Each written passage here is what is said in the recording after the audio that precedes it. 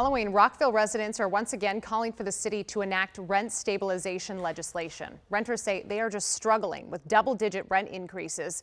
Our Lionel Donovan has the story from Montgomery County. Rents on average are higher here in the city of Rockville than anywhere else in Montgomery County. However, the city is one of two places in the county where rent stabilization laws don't exist. And tenants' rights advocates and council members are saying this has led to rampant rent gouging. Now they're calling for lawmakers to do something about this fast before things get any worse. Rent stabilization will be discussed and rent stabilization will be passed.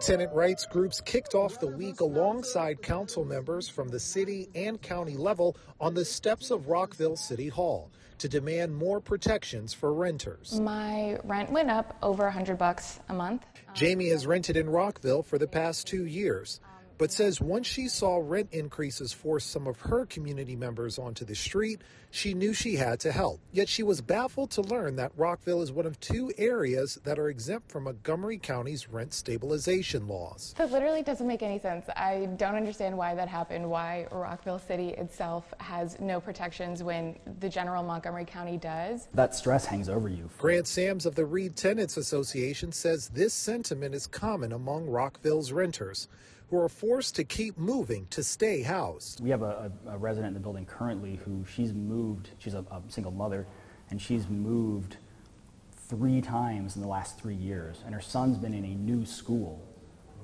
every single year for the last 3 years, and she is very afraid that it's going to be 4. This is something that I would really want my colleagues to take seriously. Now Rockville Councilmember Isola Shaw wants the city to enact rent laws similar to Montgomery County, which caps annual rent increases at 6% and limits fees. We're really talking about checking the bad actors that are rent gouging, that are giving double-digit rent increases.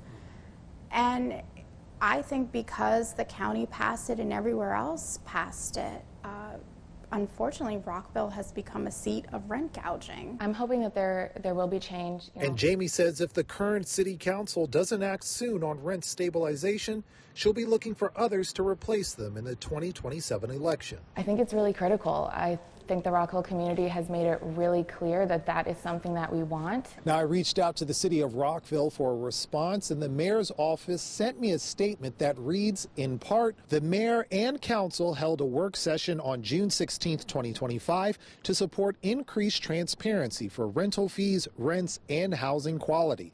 We will also have future meetings to update our entire landlord-tenant code and moderately priced dwelling unit code.